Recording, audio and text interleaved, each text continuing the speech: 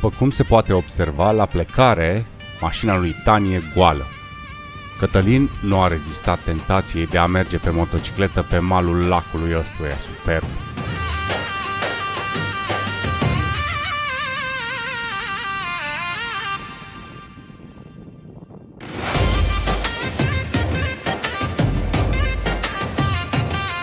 Ieri nu era nimeni pe aici, dar azi, cu soarele sus, au răsărit grupurile de motocicliști ca ciupercile după ninsoarea de aseară. Adevărul e că nu merita să rateze așa ceva. Dacă în episodul trecut am explicat care e treaba cu lacul ăsta, acum vă las să admirați frumusețea lui.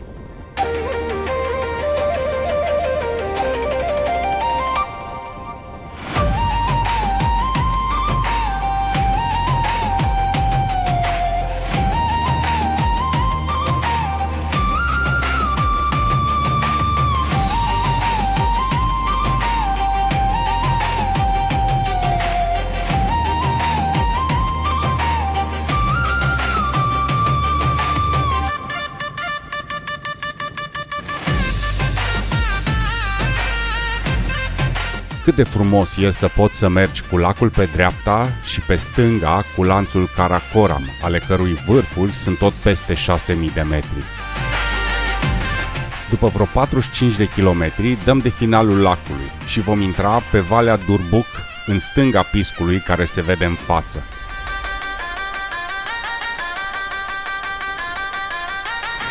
Sunt de acord, nu mai aveam lacul turcoaz pe lângă noi, dar nici cu peisajul văii ăsteia nu mi este rușine.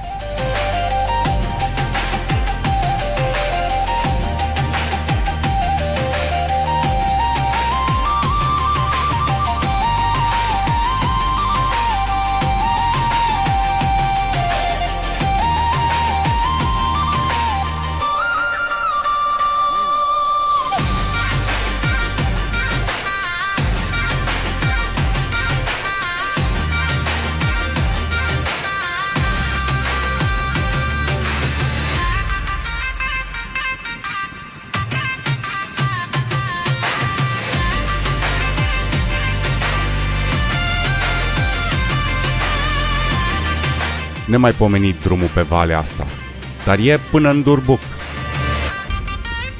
De acolo se desparte în două. Cel din dreapta merge pe valea râului Șioc spre Nubra Valley. Dar noi nu vom ajunge acolo decât mâine, pentru că mai aveam 2 pasuri de trecut. Așa că o luăm în stânga ca să trecem munții prin Changla, iar norii ăia nu arătau bine.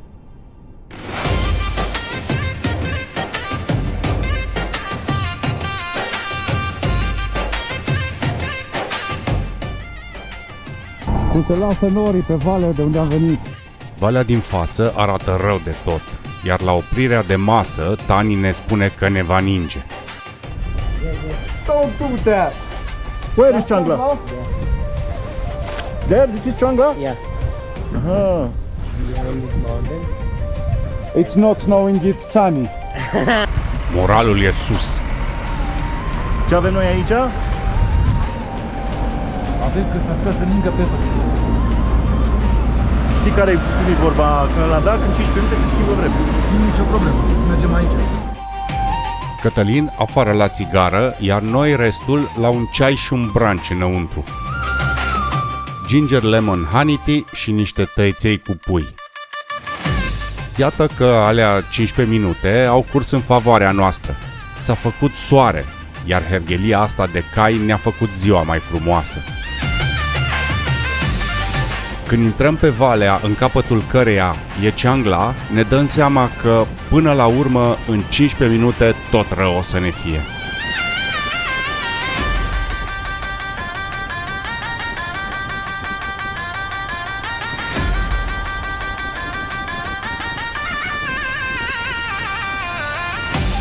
La un moment dat se termină asfaltul și ajungem pe un drum pavat.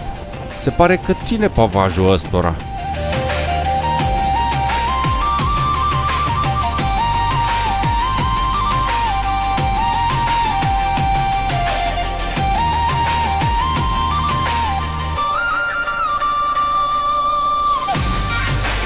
Urcând tot mai sus, dăm de trafic și, peste toate astea, mai și începe să fulguie.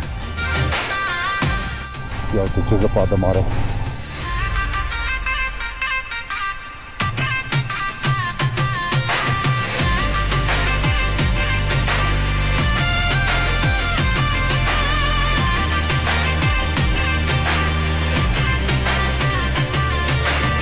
Și, în sfârșit, ajungem pe Ciangla.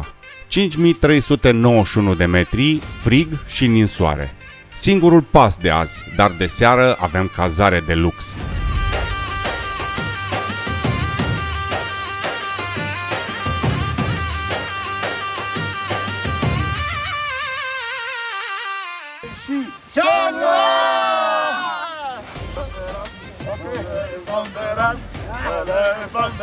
Începem coborârea cu speranța că jos va fi mai cald.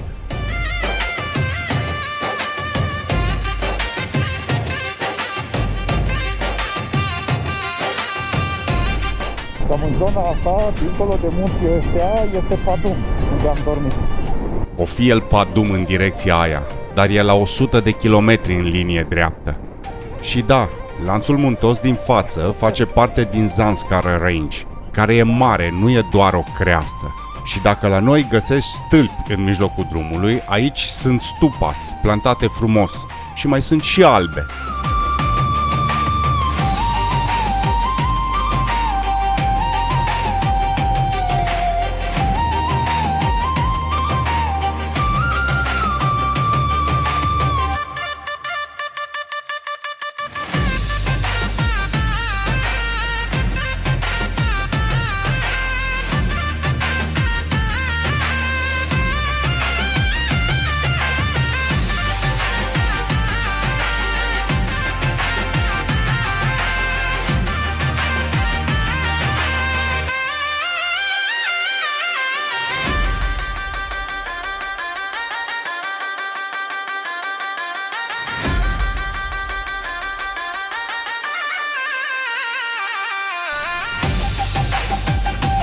Ajungem deasupra unei văi verzi de-a lungul râului Tagar Tokpo, ce izvorăște de lângă Ciangla.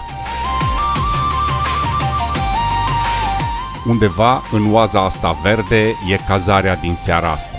Ar trebui să fie excelentă, având în vedere că a costat dublu.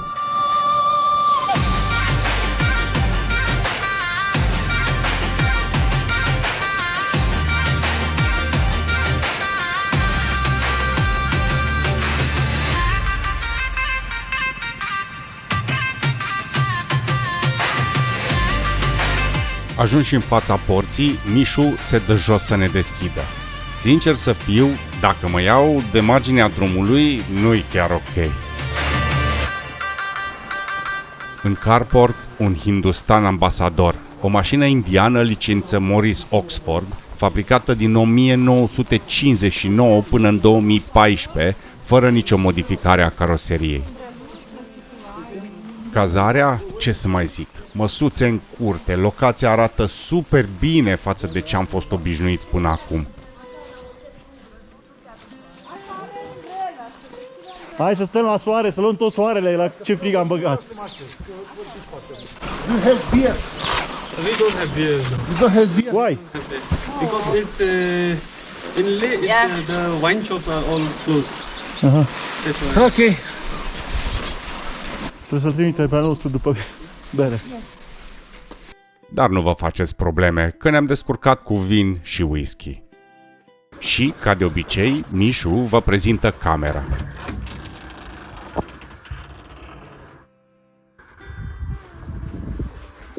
Lux și opulență.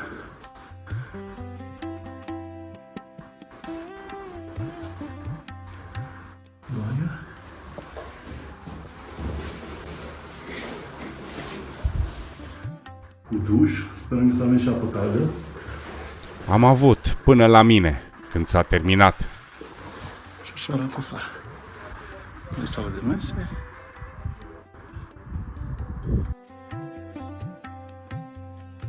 La fel ca în Nepal, având în vedere că mai aveam doar 2 zile de motociclit, Mișu vrea să ne ia pulsul și să afle ce părere avem despre India până acum.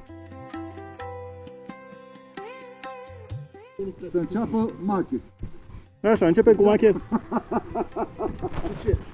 Părerea ta despre India, nu știu, ce părere ai tu? V-am spus, doar sentimente și culori. Așa? Stai mă, să ștergem. De 2 episoade stă pata aia acolo. Faină, ea zice condimente și culori. Anuța, Eu aș zice oameni. oameni, detaliază, hai. Oameni, noi oameni ca grup, ca prieteni și oameni pe care am întâlnit pe drum și cu care am interacționat. Așa, organizatorul nostru, hai. Băi, a zice că tot oameni și aventură, na. Iulia? Complicat de zis într-un cuvânt. Păi De aici zi mai o citesc multe. pe Ana, contraste. Contrast. Cred că asta este India, contraste. Super experiență. Și să revenim la Dar e principalul organizator. Frig și munți. Sau munți și frig. Și altceva? Deci munți și în munți mă refer la peisaje, mă refer la drumuri, mă refer la dificultate și atât. Și frig, mă refer la frig. În toate dimensiunile lui, exact de cum l-ai prins tu frigul, de la frigul la care ți intră în oase, până la frigul care îți îngheață vârfurile degetelor, la mizerile de motociclete care n-au un căcat de protecție acolo care să Am înțeles, dar asta spui acum la nervi când ești foarte friguros. Nu, nu că mi-a fost frig până acum. Păi nu, eu mă refer că ai făcut un duș rece. Da, nu? dar am făcut un duș rece la o cazare de $100 pe noapte. Da, da. Foarte tare. Bun, ce pot să vă zic eu? Deci, o super experiență, cu super prieteni, super aventură. India este fabuloasă, fascinantă și recomand la toată lumea să meargă, să vină aici. Așa. Și continuăm acum cu Tani. Tani. Your the Romanian group. It was a pretty good trip, I guess. Yeah. Thank you for everything. Thank you for coming to Ladakh and hope you had a great experience over here. Ok. 2, 3 și Ladakh! Și, ca să vă arăt că am stat între două văi, asta e valea râului Tagnak, pe care vom urca mâine spre Varila.